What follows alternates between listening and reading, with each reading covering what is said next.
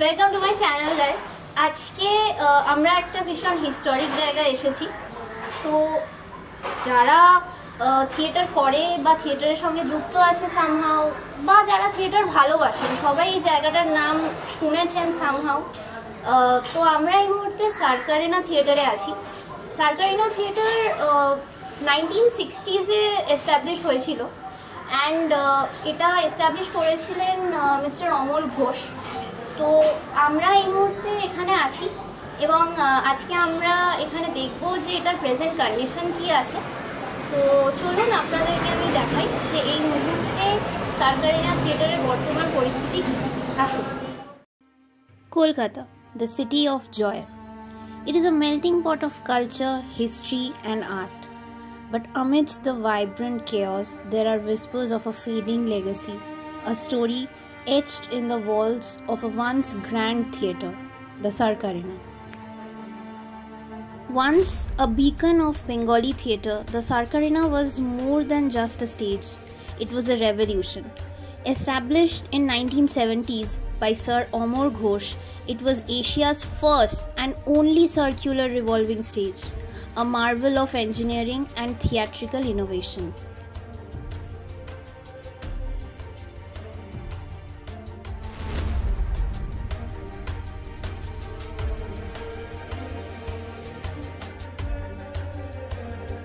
The Sarkarina was a launchpad for many renowned actors and playwrights.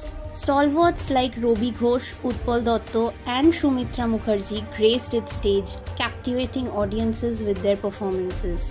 The theatre's unique design allowed for seamless transitions between scenes, creating a dynamic and immersive experience for the audience. It was a testament to the ingenuity and vision of its founder. But as time passed, the Sarkarina's glory days faded.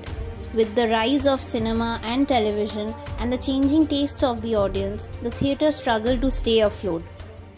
The theatre faced numerous challenges, including financial constraints and a lack of support from the authorities. Despite efforts to revive it, the Sarkarina eventually closed its doors in 2008. The Sarkarina structure still stands, a testament to its glorious past. With proper restoration, it can once again become a hub of theatrical activity, a place where stories come to life. I can't even imagine the Sarkarina restored to its former glory, its stage once again illuminated, filled with the energy of actors and the applause of the audience. আপনার নাম?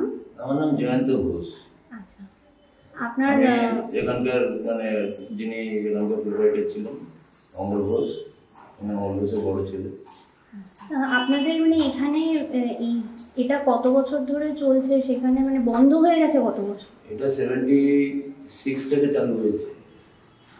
76 থেকে মোটামুটি 85-90 অবধি ভালো মতন চলেছে, 92-93 অবধি ভালোভাবে চলেছে। তারপরে তো নাটকের লাইন, সিনেমার লাইন ধীরে ধীরে কমতে শুরু করে, তখন নাটকের চর্চাটাও কমে যায় ধীরে ধীরে। বাবা অনেক চেষ্টা করেছিলেন চালিয়ে যাওয়ার নিজের মতো করে, উনি তো নিজের সত্তায় চলতেন। আমার বাবা ছিলেন উনি অন্যরকম একটু, সেটা নাটকারদের করলে বোঝা যাবে, এটা ঠিক গুছিয়ে বলতে পারবো না। এই যে এটা তো এশিয়ার ফার্স্ট রিভলভিং স্টেজ, তো ওনার ইনোভেটিভ ভাবনাটা কি ভাবনাটা ছিল এটাকে হেরিটেজ করা। উনি অনেক চেষ্টাও করেছেন, যেমন সাধন পান্ডে ছিলেন, সাধন পান্ডের পেছনে অনেক দৌড়দৌড়ি করেছিলেন, এই হবো হবো হবো হবো করে কিছু তো হচ্ছে না, দিনই গড়িয়ে যাচ্ছে। বাবাও তারপরে অসুস্থ হয়ে পড়লেন, দৌড়দৌড়িটা কমে গেল ধীরে ধীরে, ঘরে করলেন। তার মাঝখানে একটা অ্যাক্সিডেন্ট হলো, অ্যাক্সিডেন্টে পুরোই অকেজো হয়ে গেলেন প্রায়, সেই থেকে বেরোনো পুরোই কমে গেল। তারপরে আর যোগাযোগ কারোর সঙ্গে সেরকম করতে পারেননি।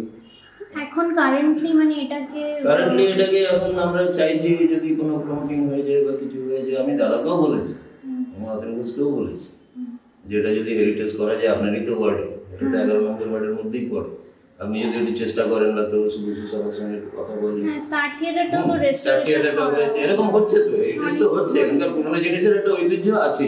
এবারে এই পুজোর সময় নবীনপল্লীতে করেছিল, সার্কারিনার দেখিয়েছিল প্যান্ডেল করে। হ্যাঁ, এখানকার প্রথম বই তুষার যুগ আসছে, খুব নাম করা বই, তখনকার দিনে সম্রাট সুন্দরী প্রচুর নাম করেছিল সময়। এটা তো হেরিটেজ হতেই পারে, এটা তো হেরিটেজ হওয়ার প্রচুর চাহিদা ছিল। সেইভাবে আমরা ফলোয়ার সেই তো করতে পারিনি এখনকার দিনের মতো। তো তখনকার দিনে কিছু ছিল না, এত নেট লাইন এত কিছু জানতাম না আমরা, যার জন্য এগুলো নিয়ে তো কিছু চর্চাও হয়নি।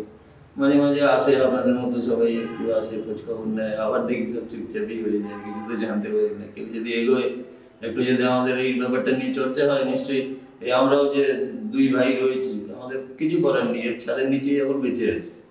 এটা চলে গেলে কি করবো জানি না, বয়সও হচ্ছে হয়তো, যদি চলে যাই সেটা আর পরের কথা, যদি বেঁচে থাকি থাকতে তো হবে। তার জন্য আমাদের বাবা কিছু রেখে যাননি। বাবা এই নাটকের পেছনেই সব শেষ করে দিয়েছে, যা যেখানে করেছিলেন সারা জীবনে সব বেঁচে বুঝে সেই টাকা দিয়েও চেষ্টা করেছিলেন নাটককে বাঁচিয়ে রাখতে, কিন্তু তারপরে আর সেটা হয়নি। ওনার নিজস্ব দলের নাটকই এখানে প্রথম সেটা হতো, তারপরে আবার বাইরের এও করেছে, অনেকেই করে গেছে। এখানে অনেক বড় বড় হিরোরা করে গেছে নাটক, রবি ঘোষ থেকে আরম্ভ করে তো অনেকেই করেছে। নাম করে হারাধন ব্যানার্জি 300 রজনী করে গেছে এখানে সম্রাটের সঙ্গে।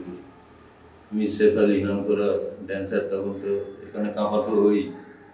এগুলো তো ছিল একসময়, খুবই চলেছিল, যখন চলেছিল খুবই ভালো চলেছিল।